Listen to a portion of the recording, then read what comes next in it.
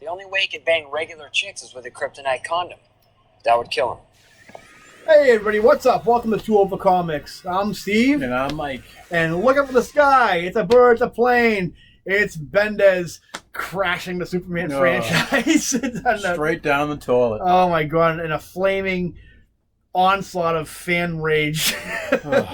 And I tried to give the Superman Bendis the benefit of the doubt. And I was bored within 4 issues. Not even. I don't think I made it to 4 issues because it was just boring. Just to say I wasn't excited about Bendis coming to the DC would be a lie, because Bendis was clearly burnt out in Marvel, and I was pretty excited to see his take on. Hopefully, I thought he'd be rejuvenated on DC. Yeah.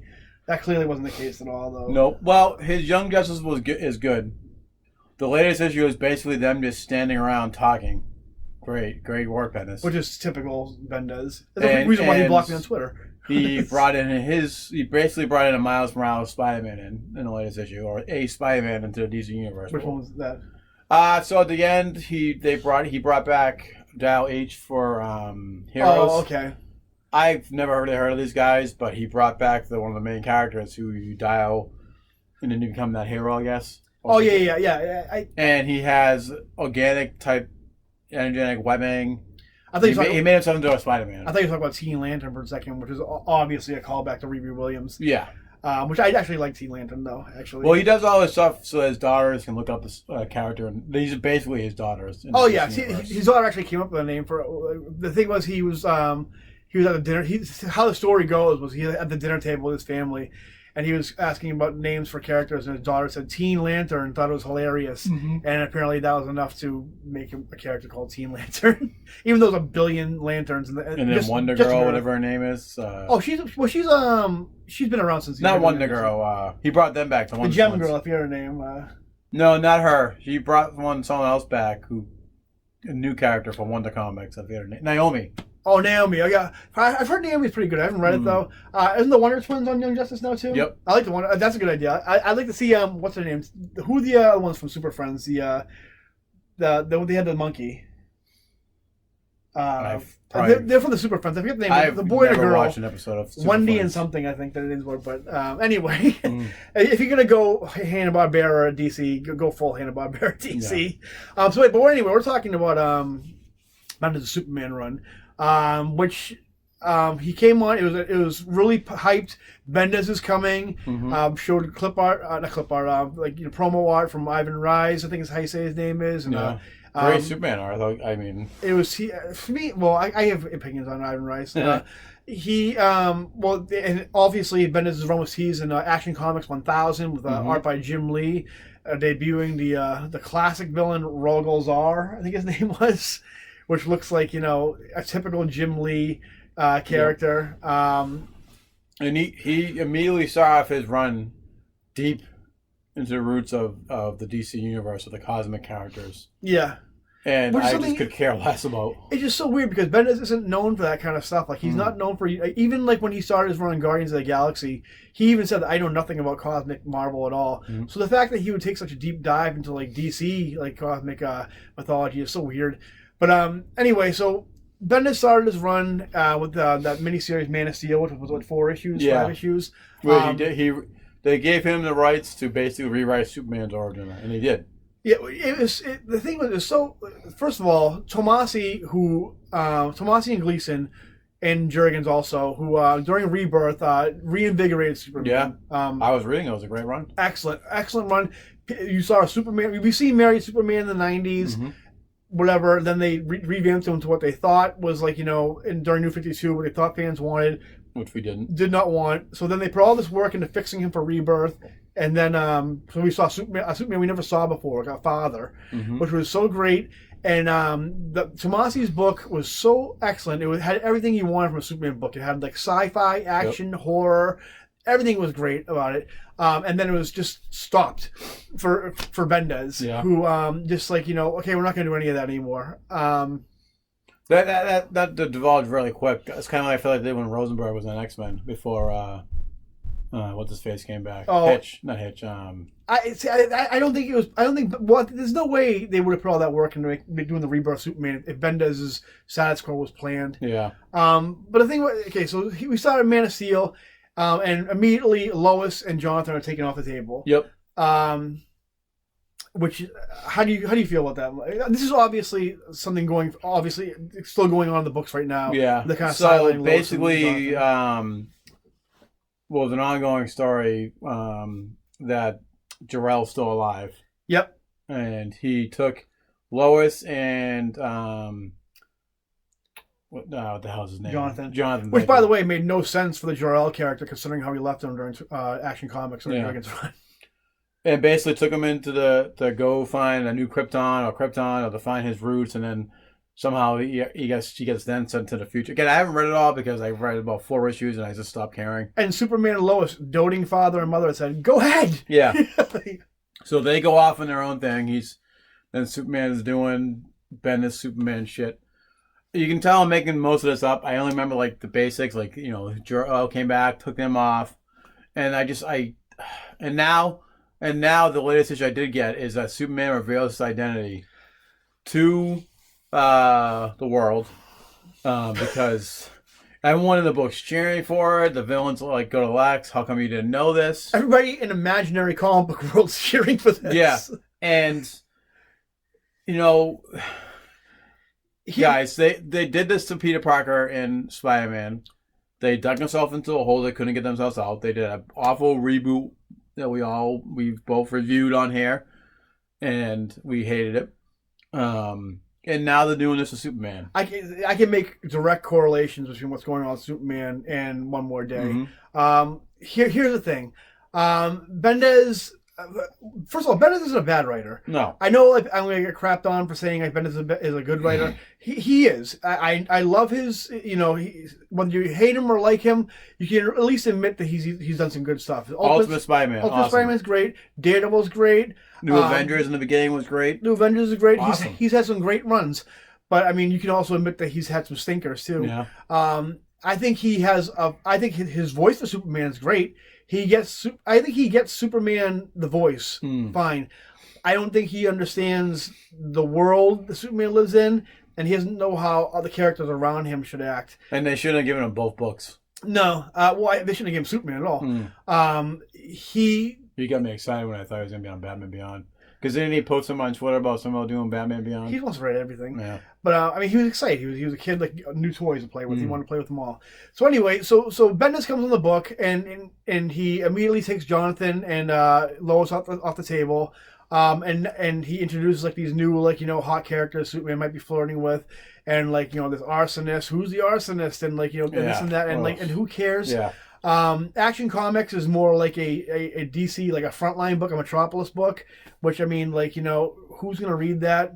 So I mean, and now you have a character like fans immediately loved, Jonathan Kent. People love the Super Sons book. People love the whole Superman as a father to a little tween kid, and immediately age him up just so you can do Legion of Superheroes. Yeah. Never mind just plucking a Superman out from any history or whatever, or working a story differently. You're going to take a character that you can't go back on now. Yeah, I mean you can, but it would just seem stupid. And it, just for a book that's going to get canceled within a couple of years, because I'm sorry, all you Legion fans, Legion of Superheroes never lasts. And it's not even your Legion. It's a whole new team of Legion superheroes. Legion. Yeah, it's Bendis Guardians, which you didn't like. And so, but the thing is, I don't blame Bendis for doing this, because I think the goal of DC is obviously to break up Lois and Clark. Yep. And and I can kind of go back a little bit to because they kind of did that the New 52 Superman, and it was garbage. This is that's the thing. It's all the same people who are in charge of DC right now. And here's kind of Bendis is pals with Joe Quesada. And if I can go back 20 years, over 20 years, 30 years probably at this point, Quesada, before he came to Marvel, used to work for DC. And working for DC, he was primed to be the new Batman guy. So he was kind of privy to a lot of the DC plans. And basically what their plans were for Superman were to basically One More Day him. The exact plans were actually, I think it was I think the name of the devil character. It's not a girl in the DC universe, but basically the plan was to make some kind of thing to erase everybody's memory and make sure the marriage never happened. Yeah. Even and not just Quesada. Grant Morrison, Mark Millar, Tom Pryor, and Mark Waid can all attest to this also, because they were all pitched based on DC's plans. They pitched an idea for Superman books where Superman wasn't married anymore and marriage was forgotten. So this is actually happened. These are facts that happened. So when Quesada came to It was all because of that TV show Lois and Clark. so when Quesada came to Marvel, he's like, well, they're gonna be doing this with Superman anyway. I'm at Marvel right now, and supposedly everybody in Marvel kind of agrees that, like, you know, they don't want. Basically, the issue after Spider-Man and Mary Jane get married, editors were like, get them not to be married anymore. Which I don't know why people they as soon as you marry a superhero, all of a sudden they're unrelatable. Yeah, which is bullshit to me. We're both married. We can relate to Spider-Man. I think if you're married in a comic creator, I don't know how you can't relate to a married couple. Yeah, and even if you're not married, like, you know, as far as Superman goes, like, oh, it's so weird to like relate to a father. I can't like possibly see a father as a human character to relate to, because relatability is subjective anyway. But anyway, so Quesada came to Marvel and basically like did to Spider-Man what they were going to do to Superman anyway, and so yeah, that's and Bendis is friends with Quesada. And I'm sure, and this, seeing as though the same people are in DC are in charge still to this day from like 20, 30 years ago, I'm sure that's still the plan for Superman right now. And I think when Bendis started his Man of Steel run, he immediately took it off the table, kind of like, you know, this is going to be our status quo going forward. If this sells a lot, then cool, we're going to go forward with the one more daying Superman. But if not, then we're going to, like, you know, obviously have to keep Lois and Jonathan, which I think immediately fans kind of responded as like, no, we want the Tomasi father Superman. So I think right now they're kind of like trying to, like, little by little take Jonathan off the table, making Lois not so much the mother character she was in Tomasi's run, and making her more of like the pre-marriage, almost animated series, like, you know, reporter, like, I don't give a shit about my family, I don't care about the big story type Lois. So I think eventually you're gonna see, and now Superman's identity is outed, and, like, you know, so they try to do it organically through, like, you know, like soap opera stories. But now all of a sudden, but you know what would really work, and not you don't have to worry about doing any of this like world building, is a crisis. And what's being announced coming up pretty soon, everybody's rumored and pretty much not anything short of announced, there's going to be a crisis in DC. And I guarantee they're going to make it so Lois and Clark were never married, and there was never a kid. I guarantee it within the next, like, 2 years, you're gonna, whenever this crisis is over, Lois and Clark and Jonathan will not exist in this timeline anymore. Superman and Lois will not be married, and you're gonna be back to that shitty Superman that no one cares about. And I don't know why. I mean, I know why. I mean, Superman is probably one of the most recognizable characters in the world. But his sales have never reflected that. So DC is not above, like, fucking with Superman all the time. Like they did, like that. Whenever the sales suffer for Superman, they do some big story. I think Superman's only selling like 30,000 copies, something like that, which is really low compared to like Batman, which is selling like 90,000. Bendis is doing it, but but Superman's always been kind of up and down at sales. I mean, like during the '90s, they killed off Superman because the sales were crappy. And it gave him that short term boost. They got 2 years worth of sales out of it. Then you got, like, you know, back to that, like, you know, like classic Superman with the mullet, but like, he's like just doing classic Superman things. And it's like, okay, we can go back to, like, you know, if sales didn't skyrocket when he had a mullet, I don't know what could help. So we had that Superman that was like, great, we can go back to classic Superman sales, and then they're like, let's turn him blue now. Like, you know, because, like, you know, it's not enough to just tell good, rather than have to work and make good stories, let's just gimmick, and, like, you know, and create like these like events, and, like, I don't know, they're not afraid to fuck with Superman because, like, they know the sales are going to go up and down no matter what anyway. But anyway, back to Bendis' run. It's been kind of just uninspired and not really worth the read. It's why I stopped reading it. It's really boring. It's very much like the I was reading Superman in the '90s, and it's very much like the down period, the lulls of the '90s Superman. Like, I enjoyed parts of it. I make fun of it, but I really enjoyed Electric Superman, that storyline. I enjoyed Death of Superman. There's my favorite era of Superman, probably that I've read in my lifetime, is during the Jeff Loeb and Ed McGuinness Joe Kelly era during the like 2000s, early 2000s. I love that run. Worlds at War, I think it's called. My favorite era of DC and Superman comic books was late 90s. Late 90s, early, actually mid 2000s, where they did the whole 1 year later storyline. Basically, right up until maybe 5 years up until the pre-52 stuff. Red Robin, the 1 year later with Superman, we came back powerless. Everything about that era was my favorite DC era. My favorite DC era is late 90s up until the Crisis with the 52, that book, whatever it was. Yeah. I did that. It was the only time in my history of reading books where I was almost more of a DC fan than a Marvel fan. As much good as Jeff Johns did, I like late 90s to... I like Jeff Johns' JSA, Flash, but then when he became like an architect of the DC universe, like after Green Lantern, his first run Green Lantern, then it's kind of get a little wonky for me. Yeah. But as far as... this was the only book that didn't change during the New 52. Yeah, that and Batman, pretty much. Same, yeah.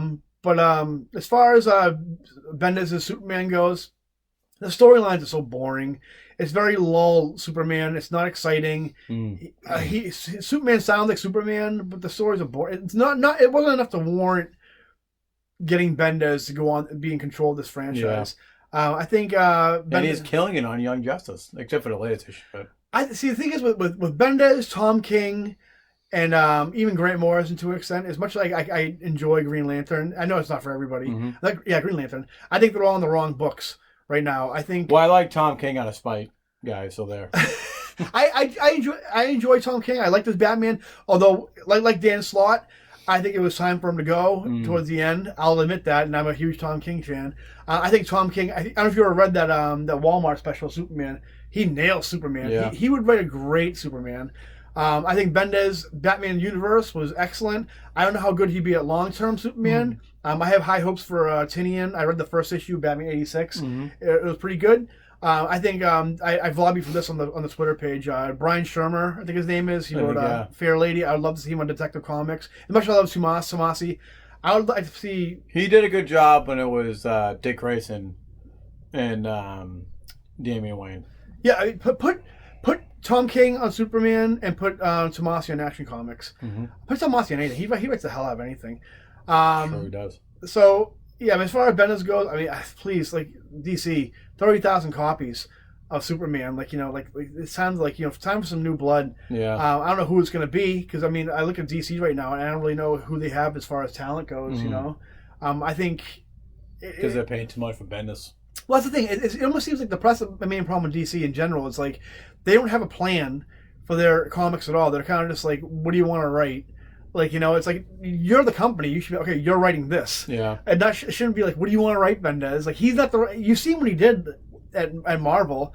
He's not an architect at all. Like, I mean, like, a lot of the good stuff he did at Marvel was, like, by committee. It was, like, during, like, writers' retreats. It wasn't just Bendis guiding the Marvel Universe. It was Bendis, Jason Aaron, Matt Fraction, like, all these guys, like, Dan Slott. So, yeah, I mean, I don't know. He did a good job of writing Miles, but not a good job doing Miles Morales Spider-Man. He did a good introduction to Miles. I think the movie Spider-Verse is the only... good iteration of Miles. That's the only good iteration of Miles I like. The problem is when Bendis was doing Miles Morales as in the Spider-Man suit, you couldn't really tell that it wasn't Peter Parker. Yeah. He wrote him just like Peter Parker. He even repeated some of the same jokes. I remember the first few issues of him as Ultimate Spider-Man. He said the same jokes as Peter, and I'm like, when he was Spider-Man, but when he was Miles, he was definitely a different character. I liked his Miles stuff, not his Miles as Spider-Man stuff. Although it's not as bad as like the Spider-Man cartoon right now, where like everybody's just like the same character, just like black Peter Parker, girl Peter Parker, and like Latino Peter Parker. Yeah. But I mean, as far as Bendis' Superman goes, I don't know if I said Superman this entire time or Spider-Man, but yeah, please. I mean, if you want to do Legion of Superheroes, cool. Do your Legion of Superheroes. Young Justice, I think you're doing good, and do your side projects. Please, it's time to go from Superman. Please. He's even on there for a whole year, right? I'm like. I think this is his second year. I think he started a whole mess. Yeah, it's just like, and that's the thing. I should know how long he's been on the book, because you pay that much for the guy. I should like be paying attention to this book. It should be a high seller. But I just stopped caring at the 4 issues in. Yeah, yeah. That's all I got. Pretty much. I just If you're gonna read Bendis stuff, I haven't read any of his other books because I haven't read Naomi, but his Young Justice has been pretty good so far. Have you read Batman Universe? No, I haven't read those yet. If you like Silver Age, which I as a kid I didn't like, but as I've gotten older, I've had like a fondness for like callbacks to like Silver Age DC. It's a great Silver Age tale of Batman, almost like Batman Brave and the Bold. I do like the self-contained Batmans where it's just Batman in the city doing detective shit instead of him being like a bat god that all these fucking people like nowadays. It's very much not that. It's very much like Batman. He'll even make some quick like snarky remarks, and it's I think it's better because of Nick Darrington's art. I'd love to see another chapter of that. We'll see what happens. But anyway, I mean, do you have any suggestions who should take over Superman? I can't think of one at the moment. I wouldn't mind giving Tom King a run. Yeah, I did read his Mr. Miracle book. That was actually really good. I know I said I kind of like him out of spite, but the few Batman books that I read that he read that was written by him were great. Yep. He said that it was more down to earth Batman, which I like. So I wouldn't mind seeing him on Superman. Maybe Tomasi back on the book too would be great. I don't know. I can't think of it on the top of my head. That's if I were just DC, not Bendis. Yeah. If I were DC, what I would do is there's one writer there's actually a couple of writers from Marvel I would try to get to come over.